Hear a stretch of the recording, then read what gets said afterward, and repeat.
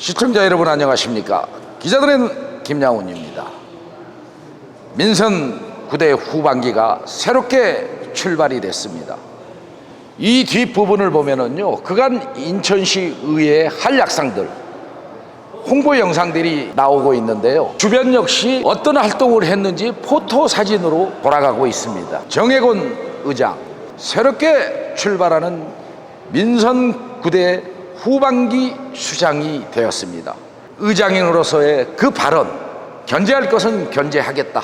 인천 발전을 위해서 최선의 노력을 다하겠다. 각오가 대단한데요. 의원들과의 협치 또한 굉장히 순조롭게 9대 후반기 의회가 출발이 됐습니다. 우리 기자들의 눈이 오늘 정 의장과의 인터뷰가 잡혔습니다. 어떤 소신 등등을 들어보고 방송을 더 진행하도록 하겠습니다. 대화하되 시민의 눈과 귀, 일하는 의회, 이 세 가지가 핵심 포인트 같던데 이 중에 어떤 걸 가장 최우선 과제로 일하는 의회겠죠. 일하는 의회.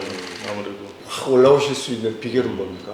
산업경제위원장을 전반기 한 자체도 네. 굉장히 영광스럽게 생각하고 가진 능력에 비해서 과분하다 생각을 했습니다. 그래서 뭐 최선을 다하고 여야가 없는 위원회, 항상 협치, 시민을 위한 정치를 하자.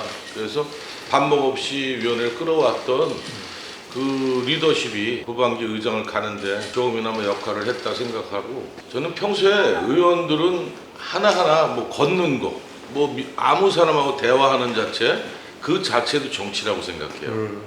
그래서 뭐 의장에 꼭 꿈을 두고서 의원 한 분 한 분을 상대한 게 아니고, 전반기 뭐 위원장으로서 또 그냥 다른 위원회 위원님들 대할 때도 한 번 한 번 저의 뭐 소신, 뭐 의장의 소신이 아니라 뭐 의원으로서의 역할, 또 대인관계 이런 거를 굉장히 잘 해왔다. 지구회장을 하면서 한 10여 년간 제시화 활동할 때 뭐 팔로우십, 리더십이 몸에 뱄다.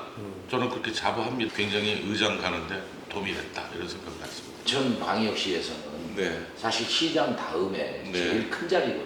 네. 어떤 어머니와 같은 역할을 해야 될 어떤 입장이란 말이에요. 상임위원장도 전반기에 하셨는데 후반기에 의장이 되시면서 어떤 무게감들이 좀 틀려졌는지 그 내용에 대해서 좀 한번 듣고 싶습니다. 상임위원장은 어떻게 보면 일부분만 내가 잘하면 이게 성공적인 위원장을 했다 해서 들을 수 있는데, 우리나라 제2도시의 의장이라는데 뭐 행동 하나하나가 말수가 적어졌습니다. 의장으로서 일단 듣는 입장의 의장이 돼야 되겠다. 내가 말하는 것보다 시민의 목소리를 듣고 또 의원의 목소리를 듣고 그걸 내가 추려서 나중에 취합해서 대답을 하는 게 좋겠다. 말수를 굉장히 줄이고 있습니다. 의회의 어떤 견제와 감시에 대한 것도 강조를 많이 해오셨잖아요. 어떤 점은 좀 저희가 감시도 하고 견제도 해야 되나요? 예산이 올라왔을 때 이렇게 보면 필요 없는 예산이라는 게 느껴지는 게 있습니다. 예를 들어서 당장 급하지 않은 뭐 전광판이라든지 7, 8억, 10억. 제가 산업경제위원회 있을 때 나상길 의원님하고 가끔 그런 얘기를 하는데, 우리 원도시면은 일령 예산만 주더라도 뭔가 하나 변화 있는 걸 고칠 수가 있는데, 예, 그런 견제를 우리가 좀 해야 되지 않겠냐. 균형 발전을 이루어지는지 견제를 많이 해야 되겠다. 부치는 지금 그러니까 제가 22년 6월 1일 날 당선됐죠. 그러니까 2022년 5월 30일 날 돌아가셨습니다. 아이고.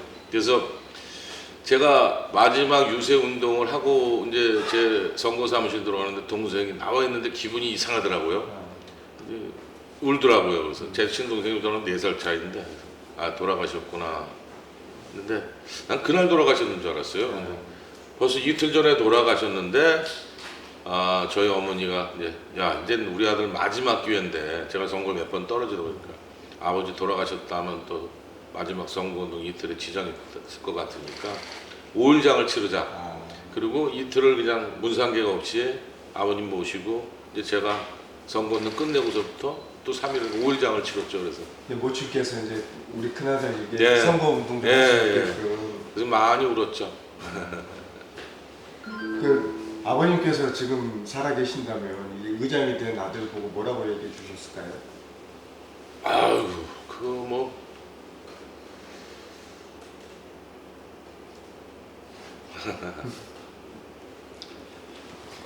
부친께서는 나라를 지키는 게 우리의 임무다 그런 말씀을 많이 하셨다고 들었는데 그렇죠. 예. 우리 의장님은 두 아들에게 예. 이게 국가관이나 군에 대해서 어떤 얘기를 해주셨나요? 이스라엘 국민들은 해외 유학 중에 중동 전쟁이 터지니까 학교 다니다가도 책가방 도로 없고 집어들고 참전해야 된다. 그런 애국심이 우리나라가 필요하다. 그리고 또 우리 아버님께서는 집안에 방위도 안 된다. 하여튼 우리 아버님 그게 갖고 오셨습니다. 해병대도 마찬가지 육해공군 다 힘들다고 생각합니다. 근데 그때 저희가 받았던 훈련은 자기한테 처음이니까 제일 힘들었다고 생각을 하는 거죠. 그래서 그럴 때를 생각을 많이 했어요. 내가 여름에 군대를 갔는데 너무너무 힘들어서 막 쓰러지기 직전도 그 투철한 군인 정신으로 이겨냈듯이 사업이 어려웠을 때 정말 모든 걸 자포자기하고 극단적인 생각까지 많이 하고 싶을 때도 있을 때는 군대에 있을 때 생각을 많이 하고 그러다가 이겨낸 것 같아요. 이제 일하는 의회를 만들기 위해서는 정책 지원관이 굉장히 필요해요. 제가 위원장을 하면서도 의원하고 똑같이 한 명의 정책관을 갖고 두 명이서 이제 지원을 받았는데 일하는 의회를 만들기 위해 일 정책관이 꼭 필요하다. 그것만큼은 제가 꼭 만들어서 정말 의원들이 굉장히 열심히 일하고 싶어도 자료를 뭐 요구하고 할 때 늦어질 때가 굉장히 많아요. 그것만큼은 제가 다시 한번 전국 17개 시도 의장 협의회 나가서 강력히 우리 임기 내 요것만큼은 해결해서 일하는 의회를 만들고 물론 정책관이 꼭 일이 안 돼도 일하는 의회는 되겠지만 그래도 기업은 당치만하고 꼭 필요한 부분이니까 일하는 의회를 만들기 위해서는 이 의원들한테 그 환경이나 조성을 만들어준다. 그것만큼은 제가 꼭 하고 싶다. 이렇게 정해곤 의장과의 인터뷰를 마무리했습니다. 시청자 여러분, 그 인터뷰 과정에서 부모님의 얘기를 하자 선거 당시 임종도 지켜보지 못했다는 그 가슴 아픈 사연 때문에 눈시울을 적시기도 했습니다. 정 의장은 꼭 자신이 의회 의장직을 수행하면서 하고 싶었던 얘기도 설명을 했습니다. 인천시 의회 민선 9대 후반기 기대가 되고 있습니다. 정해곤 의장과 인터뷰를 끝으로 이만 물러가도록 하겠습니다. 김양훈이었습니다.